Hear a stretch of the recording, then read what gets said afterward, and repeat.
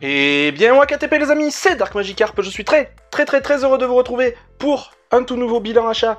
Voilà, ça fait, je crois que c'est uniquement le deuxième en 2022 et le deuxième de l'année 2022. J'attends d'avoir énormément d'items divers et variés à vous présenter pour faire une vidéo qui soit pas trop indigeste. Voilà, ça va être très varié. Il y a une quinzaine d'items pour cette fois-ci. Il y aura du 4K, il y aura du Steelbook 4K, il y aura de la nouveauté Blu-ray, du film ancien, du film récent, il y aura un petit peu de tout. Il y aura du jeu vidéo PS5 aussi, de la nouveauté et de la petite pépite. Donc il y en aura vraiment pour tous les goûts, comme je le dis à chaque fois. On a pas mal de PS sur la planche, donc on va attaquer ça juste après le générique. Top au générique et top à la vachette.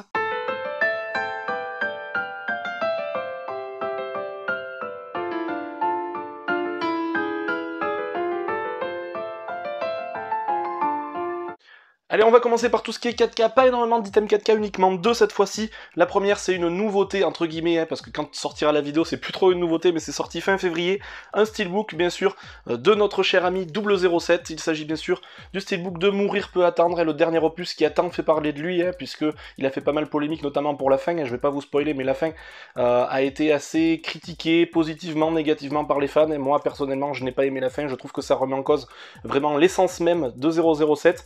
Le steelbook est sympa, il aurait pu être un petit peu plus travaillé, voilà, vous l'avez vu sur maintes et maintes chaînes, elle est différente. Donc voilà, il fait le taf. La galette est très bonne, j'ai pu la tester, elle a dans le ventre, comme on dit en général.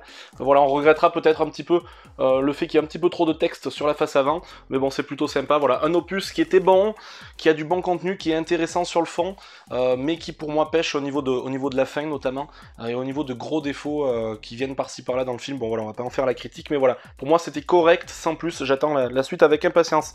Une autre nouveauté, cette fois-ci, un film très ancien qui a été remasterisé dans les éditions Make My Day, et vous connaissez tous ces éditions avec fourreau cartonné de films anciens remasterisés, remis au goût du jour dans la collection Jean-Baptiste Toré, qui nous fait en général de belles éditions avec pas mal de bonus, pas mal de choses sur les coulisses, sur les à côté du film. Et cette fois-ci, c'est Le Grand Silence de Sergio Corbucci, sorti en 1969 avec notre fameux Jean-Louis Trintignant, Cocorico. C'est Jean-Louis Trintignant qui joue parfaitement et qui joue de main de maître le premier rôle de ce film. Voilà, un western moderne, sanguin, choquant, voilà, qui sort un petit peu des sentiers battus aussi au niveau de la thématique abordée dans ce film-là. Je l'ai vu, alors la galette 4K par contre, voilà, c'est un petit peu le point faible, je l'ai pas trouvé au niveau, j'ai trouvé que c'était très léger au niveau du remaster, et j'ai pu le comparer puisqu'on a aussi le combo avec le Blu-ray ici. C'est vrai que c'est assez léger, assez limité, malheureusement. Bon voilà, on a quand même une belle édition, c'était pas sorti chez nous, c'est un chef-d'œuvre, donc voilà, je suis content de l'avoir. En plus l'édition est plutôt jolie, voilà, je peux vous la montrer un petit peu. Voilà, c'est un digipack, tout ce qu'il y a de plus classique, mais de belles factures, voilà, avec les 3 disques, avec énormément de bonus, énormément de contenu, et c'est ça qui est cool pour ceux qui aiment voir, voilà, tout ce qu'il y a à côté du film, les à côté comme on dit, de ces œuvres là. Donc on en a fini avec le 4K, vous voyez, il n'y a pas énormément de choses. En termes de Blu-ray classique, pas mal de nouveautés, voilà, des films sortis récemment. Le film sorti le plus récemment, c'est bien sûr La Méthode Williams, c'est voilà, le must-have, on va dire, de ce début d'année en termes de films récents. Donc voilà, le biopic sur les sœurs Williams, et surtout la relation qu'elles avaient avec leur père. Et voilà, dans le milieu du tennis, c'est un petit peu comme dans le milieu du patinage, de la natation, etc. On commence très tôt, et en général, c'est assez difficile, notamment pour les jeunes filles. Donc voilà, très content de l'avoir rentré celui-ci. C'est un bon film, bon voilà, pour moi, c'est pas un film oscarisé spécialement, il est bon, mais bon, c'est pas non plus extraordinaire. Will Smith, bon, on va pas en parler encore plus que ça, il a refait l'histoire récemment. Mais voilà, La Méthode Williams, je regrette qu'il y ait le titre en français, le titre en anglais ici, sur la tranche, un petit peu partout. Voilà, ils auraient pu nous faire une édition exclusivement française. Mais bon, c'est pas grave. Bizarre d'ailleurs que ce soit pas sorti en 4K, ça. Mais bon, voilà, il faut l'avoir dans la collection. Autre nouveauté, mais qui n'a rien à voir, en film français, voilà, un film français très récent. J'adore Benoît Magimel, donc je me suis pris le film d'Emmanuel Berco, De son vivant. Voilà, un film choc, un film très poignant, très aspect documentaire aussi, voilà, sur la vie, sur la fin de vie d'un homme d'une quarantaine d'années. Voilà, c'est assez poignant, très bon casting. Emmanuel Berco, je vous conseille sa filmographie puisque c'est vraiment une réalisatrice en devenir. Et le film, voilà, je me suis réconcilié, vous savez, depuis quelques années avec le cinéma français, et ce film fait partie des gros films à avoir vu à la fin 2021. Ça c'est pareil, c'est sorti chez Studio Canal, et la galette est de bonne facture. Ensuite, on change encore d'univers, voilà, c'est ce qu'on aime, hein, voilà, on passe vraiment du coq à l'âne, vous allez voir, avec un film de 1990 réalisé par Kenneth Branagh, avec Kenneth Branagh, bien évidemment, Andy Garcia, Derek Jacobi, et on a aussi Emma Thompson, voilà, je confonds un petit peu Emma Thompson avec Julianne Moore notamment. Dead Again, voilà, sorti en 90, un joli thriller fantastique, vous savez que c'est un des premiers films de Kenneth Branagh en tant que réalisateur, je suis un grand fan de Kenneth Branagh en tant que réalisateur et en tant qu'acteur, et même s'il a fait quelques mauvais choix par-ci par-là, mais bon, c'est assez rare. Et là, c'est, je crois, sa première réalisation, me semble-t-il. Il a tout pour plaire, celui-ci, vous verrez, si vous êtes adepte de thriller, à énigmes, policiers avec des retournements de situation, et une once de fantastique, c'est vraiment fait pour vous, ça. Ça a pas trop vieilli, le remaster du Blu-ray est très bon, je l'ai trouvé de très très bonne facture, il y a pas mal de scènes en pénombre et assez sombre, et finalement le Blu-ray fait largement le taf, donc Dead Again, voilà, nouveauté à posséder, si vous le connaissez pas, c'est un film un petit peu méconnu, mais il méritera sa place bien sûr dans votre collection. D'un film américain, on passe à un film asiatique. Bon, un film qui plaira pas à tout le monde et que moi j'ai beaucoup aimé, c'était un des films chocs de 2021. Il s'agit de Drive My Car, voilà, donc film asiatique déjà, c'est pas à mettre entre toutes les mains, je sais qu'il y en a beaucoup qui aiment pas ça. Qu'est-ce qui m'a fait le prendre ? Diafana Édition, tout simplement. Diafana, en général, c'est un éditeur qui se trompe quasiment jamais, en tout cas avec moi. Donc voilà, j'ai franchi le pas. 3 heures de film quasiment, donc voilà, ne foncez pas si vous n'êtes pas sûr de vous, renseignez-vous avant. Mais voilà, ça c'est un film choc et un film coup de poing, vraiment coup de poing, de 2021 aussi. Bon voilà, ça sera un petit peu pour les gens qui aiment le cinéma asiatique. Je sais que c'est souvent on aime ou on n'aime pas. On repasse sur 2 films que je n'ai pas vus, là je pourrais pas vous en dire grand chose. Alors j'ai assez peur parce que ce sont des films très récompensés dans diverses cérémonies, mais j'ai peur que ce soit 2 films français un petit peu donneurs de leçons, un petit peu... Voilà, j'ai du mal un petit peu avec ce genre de film, un petit peu humaniste en règle générale. Les Olympiades et Julien 12 chapitres, voilà, sortis tous les deux chez Memento Distribution. Ouais, Memento Distribution qui a malheureusement l'habitude de nous faire des éditions, vous voyez, toutes fines, là, des petits digipacks vraiment tout simples. Voilà, on peut pas faire plus simple là. Là, au niveau de la conception, au niveau du matériel, etc., on peut pas nous vendre quelque chose de plus simple que ça.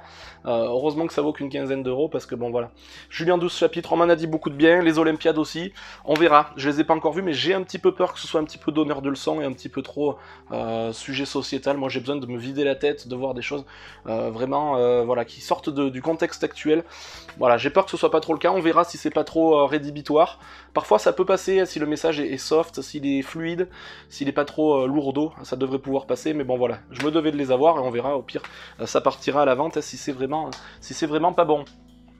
Allez, on va faire une petite pause parce que j'ai encore quelques Blu-ray à vous présenter avec les jeux vidéo PS5 et ces 2 grosses pépites qui sont sorties fin février et début mars, notamment une que je vous présenterai en dernier. Le premier, bien sûr, je suis un grand fan des Gran Turismo et voilà, on revient vraiment cette fois-ci à l'âge d'or des Gran Turismo de la PS1 et on retrouve les codes et c'est pas pour me déplaire puisque les derniers Gran Turismo malheureusement c'est un petit peu la chute libre au niveau de la qualité, mais ce Gran Turismo 7 sorti début mars, je crois le 2 ou le 5 mars, je sais plus, notamment sur PS5, renoue vraiment avec les aspects qu'on avait sur la PS1 notamment et qu'on avait perdu directement après, donc les fans de Gran Turismo 1 et de Gran Turismo 2 se retrouveront largement dans cet opus et je prends beaucoup de plaisir sur cet opus là.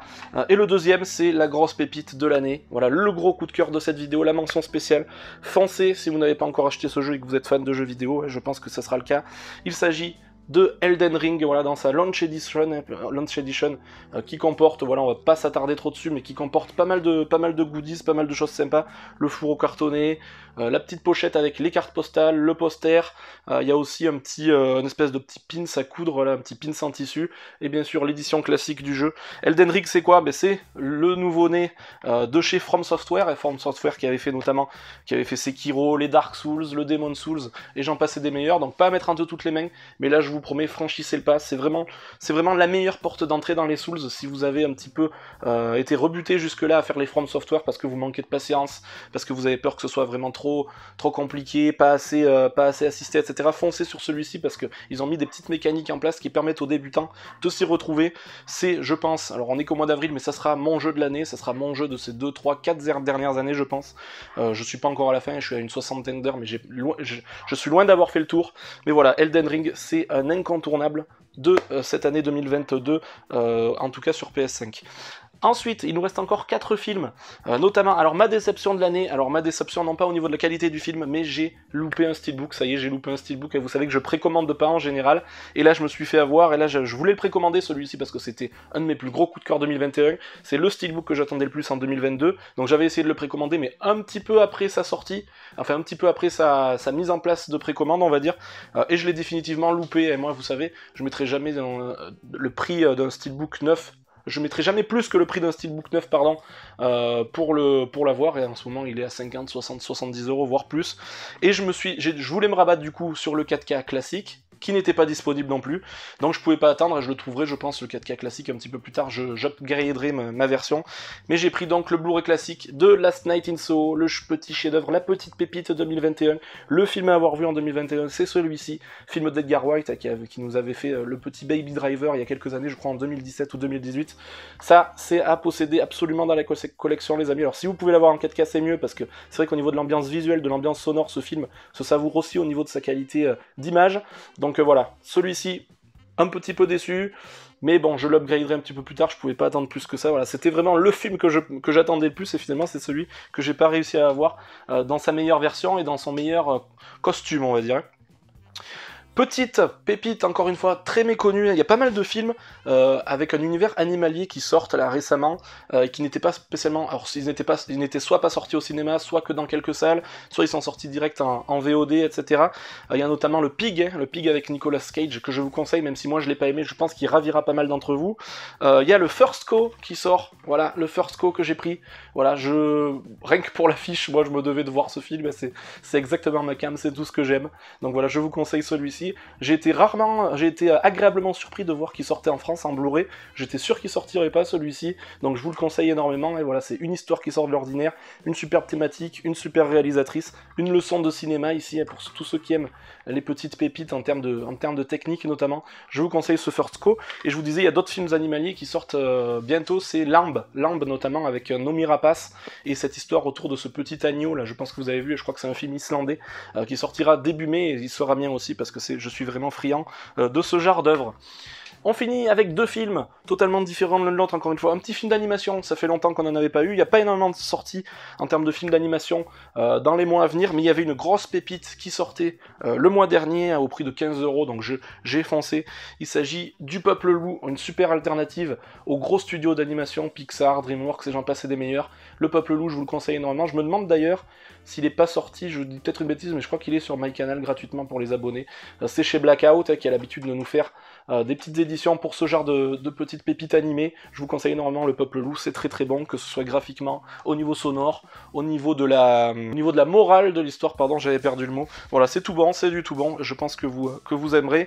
Et le gros film français du moment, il s'agit d'un film de chez Gaumont qui a eu maintes et maintes César, pardon, maintes et maintes récompenses que je n'ai pas encore vues. La thématique me disait pas forcément, donc je l'ai pris quand même pour le visionner, pour me faire mon avis, et puis si j'aime pas, et comme d'habitude, il partira à la vente. Il s'agit bien sûr de Illusion perdue, voilà, avec un casting absolument 5 étoiles, et on a Depardieu, on a Benjamin Voisin qui est excellent, Xavier Dolan, bon je suis pas un grand fan, mais bon voilà, on a pas mal on a Vincent Lacoste, film de Xavier Giannoli. Alors Xavier Giannoli, j'en avais jamais entendu parler, c'est vrai que bon, je suis pas forcément un grand spécialiste non plus du cinéma français classique, mais voilà, j'espère qu'il me plaira. Bon, la thématique me botte pas plus que ça, mais bon, on verra, ça peut peut-être être une bonne surprise, et il a eu forcément des récompenses, c'est pas pour rien.